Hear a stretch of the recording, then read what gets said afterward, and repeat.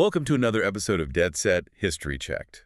We usually do deep dives into real historical events and figures, checking the facts and cutting through the noise. But today, we're doing something a little different.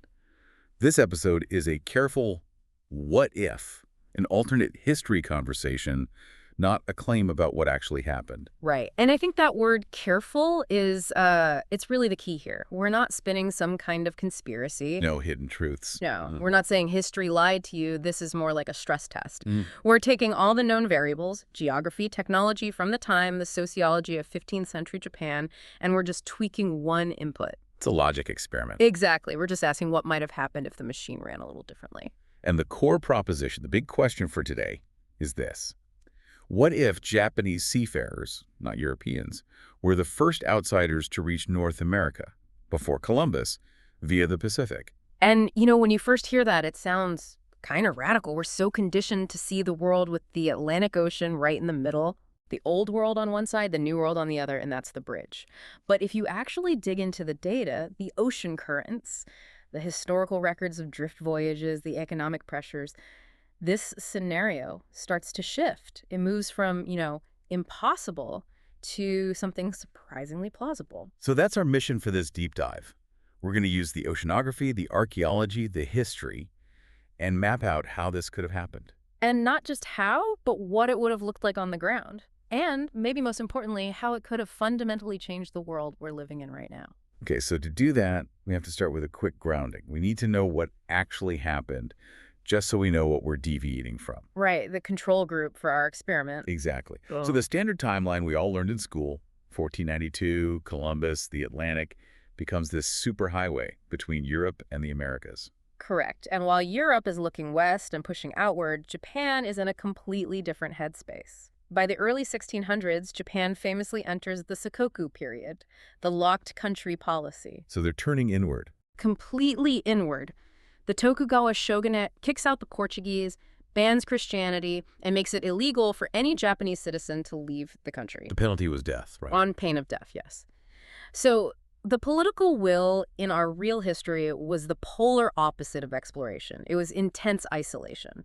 They weren't looking for new neighbors. They were actively trying to block out the ones they already had. Precisely. And even before that, in the 1400s, their maritime focus was regional. They had this incredibly busy trade network with China, with Korea, down into Southeast Asia, but they weren't looking east. Why not? To them, the east was just an endless, terrifying void of water. There was no known economic incentive. Why would you sail into that?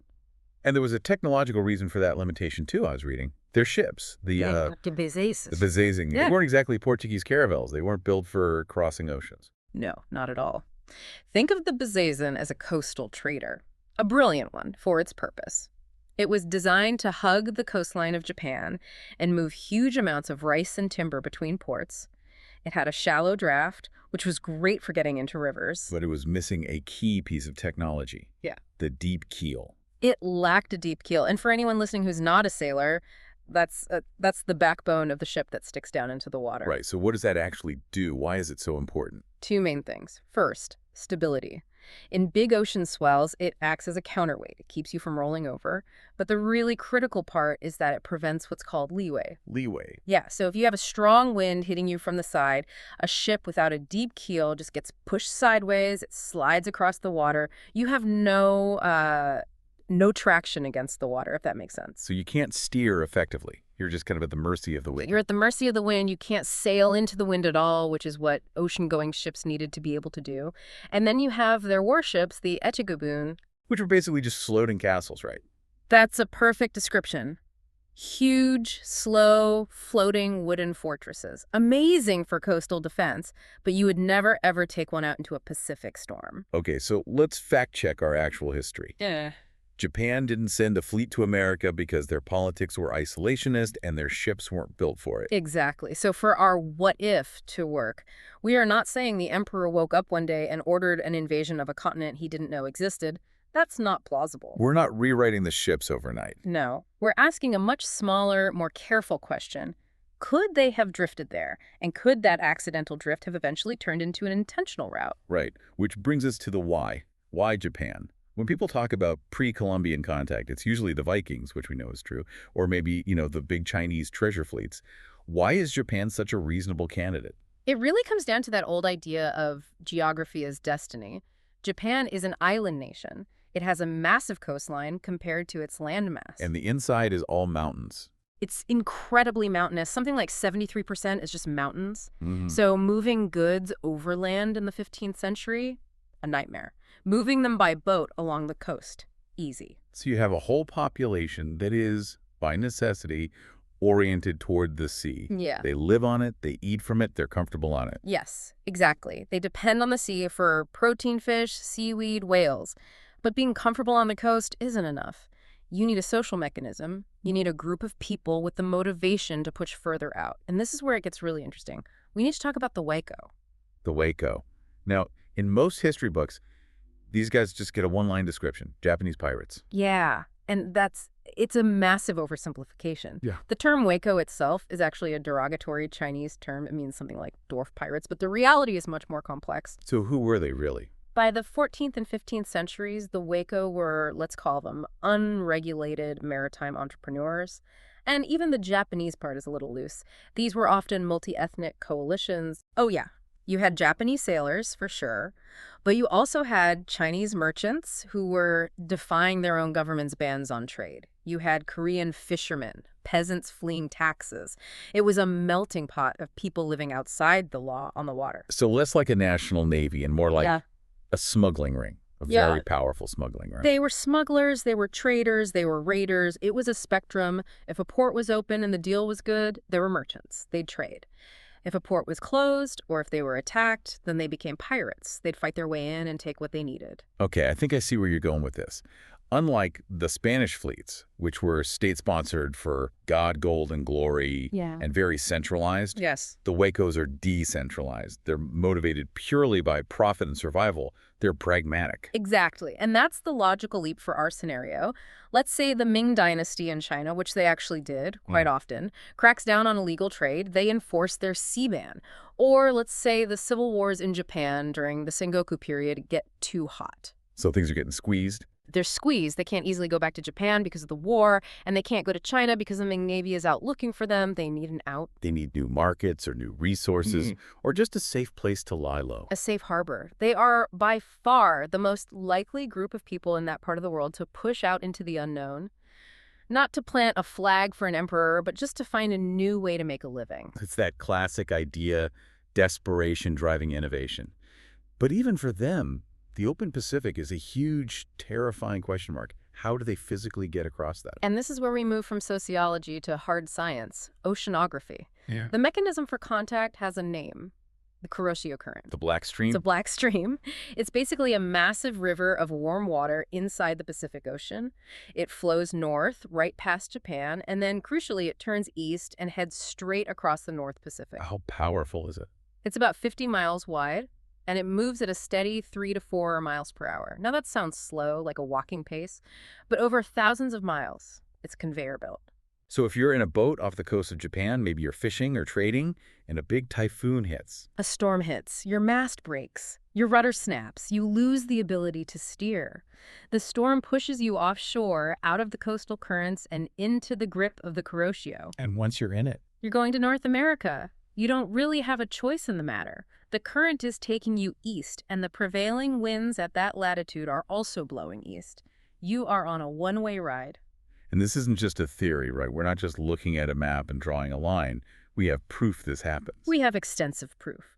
The Japanese kept historical records of what they called drift voyages. Between about 500 and 1750 CE, there are at least 187 documented cases of ships being blown off course and disappearing to the east, and those are just the ones somebody survived to tell the tale about, or that someone else found. There's that one famous case, the Hojun Maru. That story is just incredible. It's the perfect, if tragic, example. The Hojun Maru was a rice transport ship in 1834. Nothing special. It got hit by a storm, lost its rudder and mast, and just drifted. For how long? 14 months. 14 months. How did anyone survive that? They had a cargo of rice, which they rationed. They figured out how to desalinate water. They caught fish. They collected rainwater. But can you imagine the psychological toll? Watching your crewmates die one by one from scurvy and starvation for over a year, seeing nothing but open water. And where do they end up? They washed ashore at Cape Flattery, in what is now Washington state. There were only 3 survivors. Unbelievable. And, okay, 1834 is later than our timeline, but the ocean currents haven't changed? The physics of the ocean are the same. Yeah. If it could happen in 1834, it could happen in 1434. And we even have modern proof. The tsunami debris. Yeah, after the devastating 2011 tsunami in Japan, NASA and oceanographers tracked the massive debris field that was washed out to sea. And it followed the exact same path. The exact same path. Docks, motorcycles, fishing boats, soccer balls. They all washed up in Oregon, Washington, British Columbia, and Alaska a couple years later. The route is not just viable, it's inevitable. If you put something in the water off Japan and wait, some of it will arrive in America. Okay, so the conveyor belt is real. A storm provides the kick. But for this to become an alternate history, for it to actually change things, it can't just be a few starving sailors washing up on a beach. Right. A one-off tragedy doesn't change the world. It has to pivot. It has to go from being an accident to being intentional. That's the absolute critical threshold. So in our scenario, we have to imagine one of these drift voyages not ending in total disaster. Let's say a Waco ship, tougher than a rice barge, gets caught in the stream. They survive with their vessel mostly intact. They make landfall. You interact with the local people, they repair their ship, and then they have to do the really hard part. They have to get home. And you can't just turn around and sail west, right? You'd be fighting that same current that brought you over. You'd be fighting the current and the wind the entire way. You'd never make it. To get back to Asia, you have to be clever. You have to sail south down the coast of California, past Baja, until you hit the tropics. And why there? Because there, you catch the trade winds, and the trade winds blow west.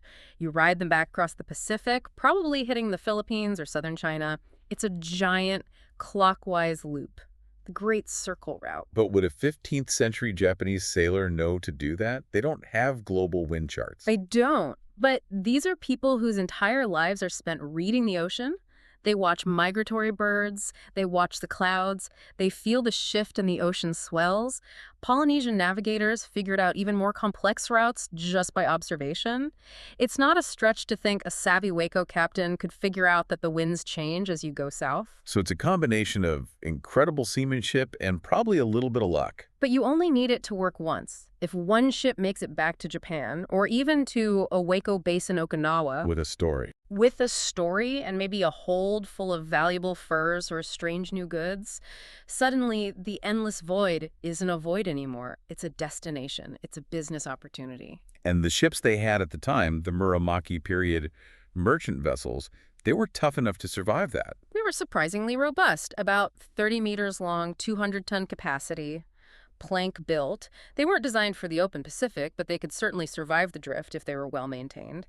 And they had the cargo space to make the trip profitable. So let's paint the picture. It's, say, 1450.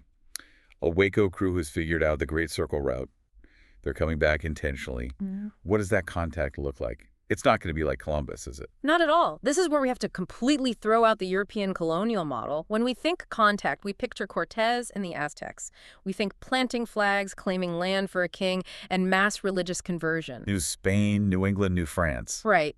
The Japanese model, especially a Waco model, would be what we could call the node model. Nodes, as in network nodes. Exactly. Not colonies, but nodes. Small, probably seasonal, fortified trading posts. They show up in the spring or summer. They're not there to govern. They're there for a few key things: fresh water, food, wood to repair their ships, and trade. So they're not trying to march inland and rename the mountains. They're trying to fill their cargo hold and get out before the winter storms. Fill the hold and leave. That's the entire mission. What are they trading for? What's the valuable commodity that makes this whole ridiculously dangerous trip worthwhile? Furs. That's the big one. Sea otter, seal, beaver. In Ming China and Muromachi Japan, furs were a massive luxury item, status symbols for the elite. A single sea otter pelt could be worth a fortune. Okay, what about the people they meet? This is a huge piece of the puzzle. The Pacific Northwest was not an empty land. Not even close. This is one of the most important points. The dynamic of contact would be defined by the balance of power, and in this case, the Japanese are the weaker party. They're outnumbered. Massively outnumbered. A single ship might have, 50 to 100 men? They're showing up in a region that's densely populated by complex, powerful societies. If they try to conquer anyone, they'll be wiped out. It's that simple. They have to negotiate. And that fits with the Waco psychology we talked about. They're pragmatic, trade first. Trade first. Violence is a tool, but it's a tool of desperation. If they're starving or if trade is refused, they might raid a village. But a raid is a smash and grab. It's not a conquest. Their ideal scenario is a stable, long-term trading partner who will have a stockpile of furs waiting for them when they come back next year. And there's a piece of real-world archaeology that hints at this kind of thing, or at least at the demand for the goods they could bring. The Ozette site. Yes, Ozette is one of the most fascinating archaeological sites in North America. It was a Maka village on the Washington coast that was buried by a mudslide around the year 1700. A kind of American Pompeii.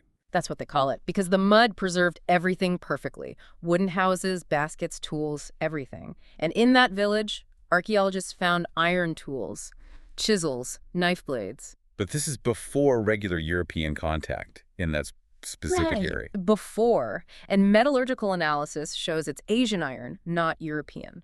So how did it get there in our timeline? The standard theory, and the most likely one in reality, is that it came from shipwrecks. Asian ships that wrecked offshore and the timbers washed up.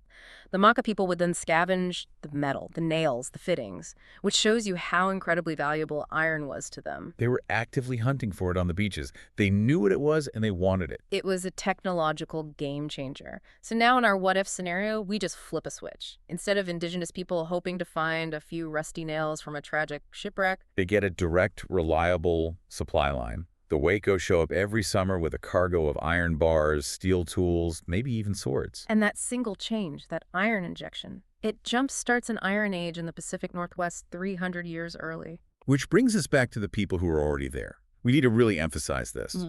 The societies of the Pacific Northwest, the Haida, the Tlingit, the Coast Salish, these were not simple wandering tribes. Not in the slightest. These were complex hierarchical societies. They had chiefs, nobles, commoners, and slaves. They lived in massive cedar longhouses in permanent towns. They had incredibly sophisticated art, the totem poles, the masks, and they had a complex economic system, the potlatch. The potlatch, yeah, where your status was determined not by what you had, but by how much wealth you could give away or even theatrically destroy. They were also masters of trade and, in some cases, warfare. The Haida were often called the Vikings of the Pacific. Because of their canoes. Their canoes were technological marvels, huge ocean-going vessels that could carry 50 or 60 warriors and tons of cargo. They would conduct raids up and down the coast for hundreds of miles. So if a Japanese ship pulls into Haida Gwaii, the Haida aren't going to be passively intimidated. Absolutely not. They would see the newcomers, see their technology, the iron, the woven sails, and their first thought would be, how can we control this? How can we benefit from this? They would control the terms of trade. And through that trade, you get a massive technological transfer. Instantly. The indigenous woodworkers get Japanese-style adzes and saws made of high-quality steel. Suddenly, they can build bigger, better canoes, taller totem poles, more elaborate longhouses. Everything accelerates. And what does that do to the political landscape? Well, wealth is power. The coastal groups who control the access to Japanese iron become regional superpowers. They have a massive military and economic advantage over the inland groups. So you could see them consolidating power, forming bigger confederacies. You could see the rise of what you might call Pacific kingdoms, a powerful, unified Haida state controlling the sea lanes, a Salish confederacy controlling the rivers, armed with steel weapons and funded by the international fur trade. This creates a completely different North America before a single European even knows it exists. But we have to address the dark side of this. The single biggest factor in the European colonization of the Americas. The Great Dying Disease. Smallpox, measles, influenza. The indigenous populations had no immunity. It's the great tragedy of the continent. Would a Japanese contact have been any different? This is the toughest but most important part of the thought experiment, and the answer is yes and no.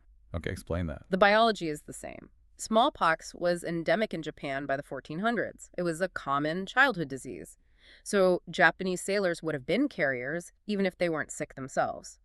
If they have sustained contact with a non-immune population, the virus is going to jump. That's a biological certainty. So the epidemics still happen. The epidemics happen, there would still be immense suffering and death, but the dynamic of how it happens would be fundamentally different, and that's the key. What's the difference? In the European model, especially with the Spanish, you had what historians call a perfect storm. You had the disease hitting at the exact same time as a brutal military invasion, the enslavement of populations, and the intentional disruption of food and water supplies. So you get sick, and while you're trying to recover, your village is being burned and your cornfields are being destroyed. Exactly. Your society's ability to care for the sick is shattered at the moment you need it most. That's what leads to those horrifying 90% plus mortality rates. So how is the Japanese node model different? The volume of contact is much, much lower. It's a few ships a year staying on the coast. There is no large-scale inland invasion. There are no armies marching on capitals. So the disease hits a village, and it's devastating. But the society itself isn't being dismantled by war at the same time. And the ships leave. The ships leave for the winter. This gives the society time to recover, to grieve, to reorganize. And most importantly, the survivors now have immunity. They pass it on to their children. So instead of one cataclysmic wave that wipes everyone out, it's a series of smaller but still terrible outbreaks over generations. Precisely. The mortality rate might still be very high, maybe 30 to 50%. A demographic disaster, no question, but not an apocalypse. It allows the societies to adapt and recover. By the time Europeans show up a century or two later, they aren't encountering a virgin soil population. They're encountering people who have antibodies and 100 years of experience dealing with old world diseases. That one difference changes the entire demographic future of the continent. It's everything.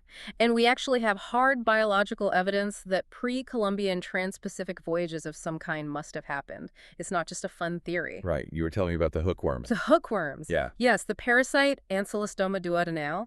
Archaeologists have found evidence of it in pre-Columbian mummies in South America. Okay, so what's the significance of that? The life cycle of the specific hookworm requires warm, moist soil to survive.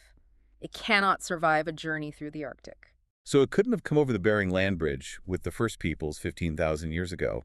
The cold would have killed it. The Bering Strait acted as a cold screen. It filtered out these kinds of tropical and subtropical parasites. The only way for that hookworm to get to South America is if a human carrier brought it across the open ocean relatively quickly through warmer waters. That's basically a smoking gun for ocean crossings. It's very strong evidence. And there's also the HTLV1 virus, a retrovirus. It has a unique genetic signature found in two main places on Earth, southwestern Japan, and among isolated indigenous groups in the Andes Mountains. Wow. The genetic link is undeniable. It doesn't tell us when or how, but it tells us that at some point, people made the journey. Our scenario just provides a plausible mechanism for it to have happened on a more sustained basis in the 1400s. Okay, so let's zoom out. We've got Japanese trading posts on the West Coast. Yeah. We have powerful Iron Age indigenous kingdoms. The population has taken a hit from disease, but has recovered and is now largely immune. What does this do to the rest of the world?